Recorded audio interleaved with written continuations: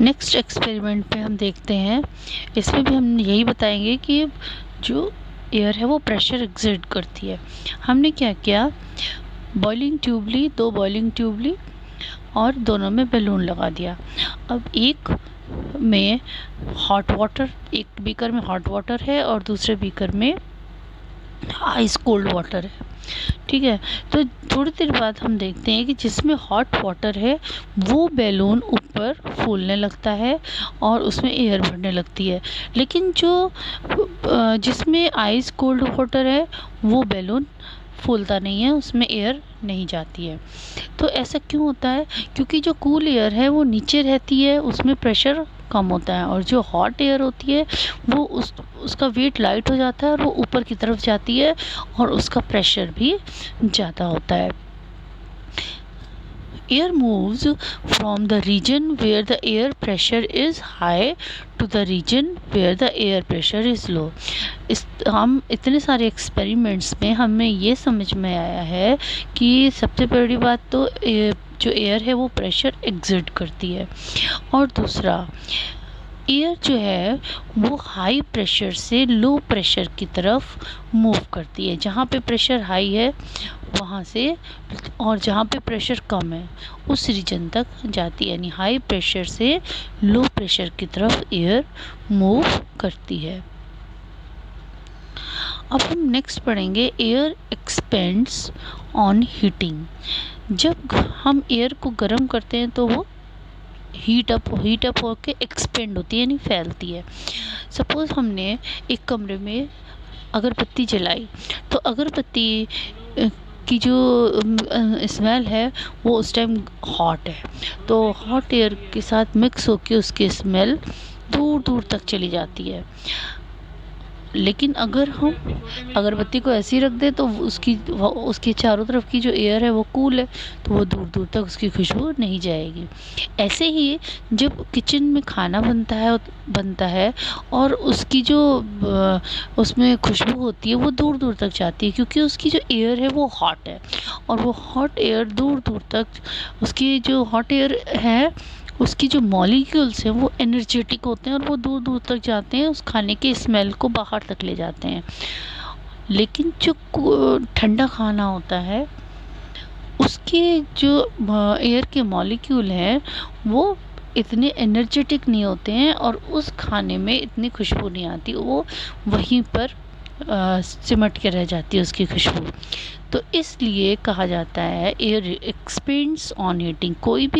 वैसे तो कोई भी चीज़ अगर हम गर्म करते हैं तो वो एक्सपेंड होती है, कूल करने से श्रिंक होती है। ऐसे ही एयर के साथ है, एयर जैसे जैसे गर्म होती है वो दूर दूर तक फैलती रहती है।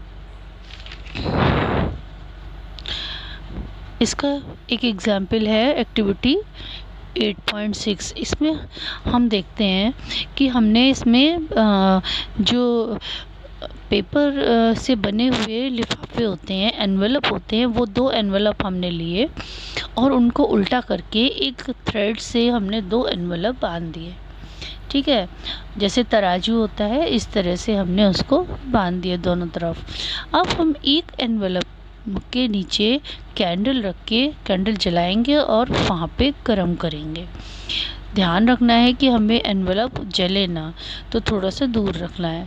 तो जैसे थोड़ी देर बाद हम देखते हैं कि जिस एनवेलप के नीचे कैंडल रखी हुई है वो ऊपर उठने लगता है और जो दूसरा वाला जो एनवेलप है वो नीचे जाने लगता है। इसका मतलब क्या है? इससे हमें ये समझ में आता है कि जिस एनवेलप के नीचे हमने कैंडल रखी थी उसके चारों तरफ के जो एयर है उसके मॉलिक्यूल्स में एनर्जी आ गई और वो ऊपर की तरफ जा रही है, यानी एक्सपेंड हो रही है वहाँ की एयर, और वो लाइट होके ऊपर की तरफ जा रही है। तो एनवेलप भी ऊपर की तरफ जा रहा है, और दूसरी तरफ जहाँ पे कैंडल नहीं है वहाँ की एयर कूल है, और जो कूल एयर होती है, जो कूल पार्टिकल्स होते हैं वो हैवी होते हैं, तो वो नीचे की तरफ जा रहे हैं। तो इससे हमें पता चलता है कि एयर जो है वो प्रेशर एक्सर्ट करती है। The warm air is therefore lighter than the cold air. जो वार्म एयर है वो लाइट वेट की होती है, इसलिए वो ऊपर जाती है, और जो कूल एयर है वो हैवी होती है, उसके पार्टिकल्स नीचे रहते हैं। जैसे हम अपने घर में देखते हैं कि जो वेंटिलेटर्स होते हैं रूम में, वो ऊपर की तरफ बनाए जाते हैं। क्यों बनाए जाते हैं ऊपर की तरफ?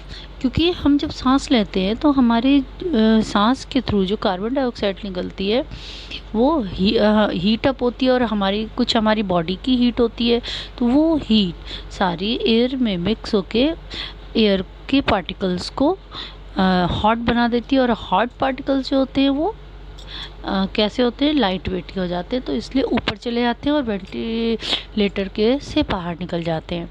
और जो विंडो होती है उससे कूल एयर के पार्टिकल्स अंदर आते हैं, जो जिन मतलब कूल जो होते हैं पार्टिकल्स वो हैवी होते हैं और वो नीचे की तरफ रहते हैं, इसलिए विंडो से अंदर आते हैं।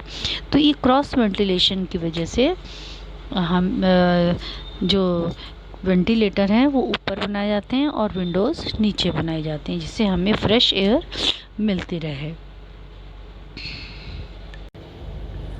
नेक्स्ट टॉपिक हम पढ़ेंगे, wind currents are generated due to uneven heating on the earth पे जो अनइवन हीटिंग होती है, कहीं पे एयर ज़्यादा गर्म है, कहीं पे एयर कूल है या कम गर्म है, इसकी वजह से एयर की जो करंट है वो जनरेट होती हैं। इसका हम पढ़ेंगे, जैसे हमारी अर्थ है, अर्थ में जो इक्वेटर्स हैं वहाँ पे वो सन के बिल्कुल सामने रहते हैं, तो इक्वेटर्स पे सन की जो रेस हैं वो पड़ती हैं, तो और इक्वेटर्स के आसपास की जो एयर है वो गर्म हो जाती है।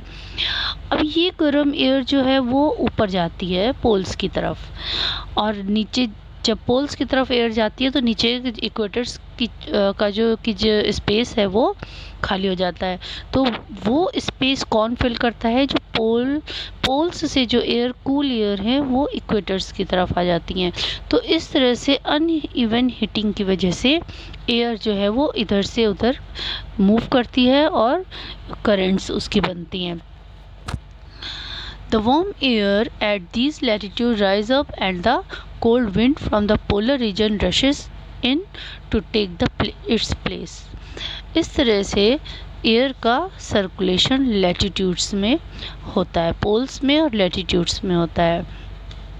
The wind would have flown in the north-south direction from north to south और फ्रॉम साउथ टू नॉर्थ। ये कैसे भी फ्लो कर सकती है, नॉर्थ से साउथ की तरफ या साउथ से नॉर्थ की तरफ। ए change in direction is however caused by the rotation of the earth. जो अर्थ रोटेट करती है उसकी वजह से एयर के डायरेक्शन में चेंजेस आते हैं। नेक्स्ट हम पढ़ेंगे uneven heating of land and water. Land और वाटर में भी अनइवन हीटिंग होती है, और इसी अनइवन हीटिंग की वजह से जो सी ब्रीज और लैंड ब्रीज होती है, ये आपने पहले 4 चैप्टर में पढ़ा हुआ है। तो ये भी एक कॉज है अनइवन हीटिंग का। समर में इक्वेटर की तरफ जो लैंड होती है वो जल्दी गर्म हो जाती है, और टेम्परेचर जो है वो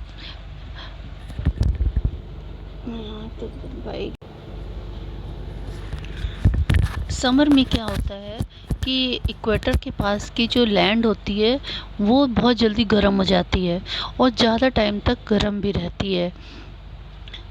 और इसके अलावा ओशन जो है, ओशन का पानी कूल रहता है, जिससे और लैंड के जो एयर है वार्म होने की वजह से वो लाइट वेट की हो जाती है और ऊपर जाती है, और नीचे की जब स्पेस खाली हो जाता है एयर का, तो ओशन की जो कूल एयर है वो उसका स्पेस ले लेती है, जिसको हम मॉनसून विंड्स बोलते हैं। ओशन की जो एयर है कूल एयर वो लैंड की तरफ आती हैं और यही मानसून की फॉर्म में होती है। The word monsoon is derived from the Arabic word मौसम विच मीन्स सीज़न। तो मौसम जो एक अरेबिक वर्ड है और जिसका मतलब होता है season.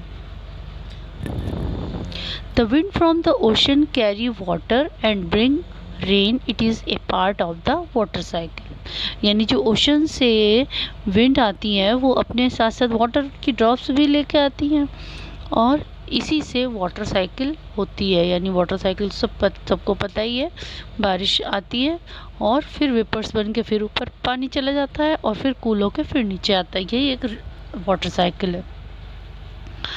The monsoon winds carry water and its rain।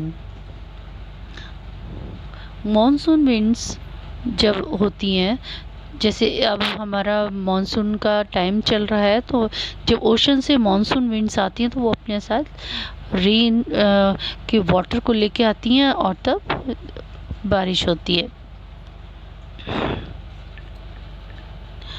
जब बारिश होती है तो किसान क्या करते हैं,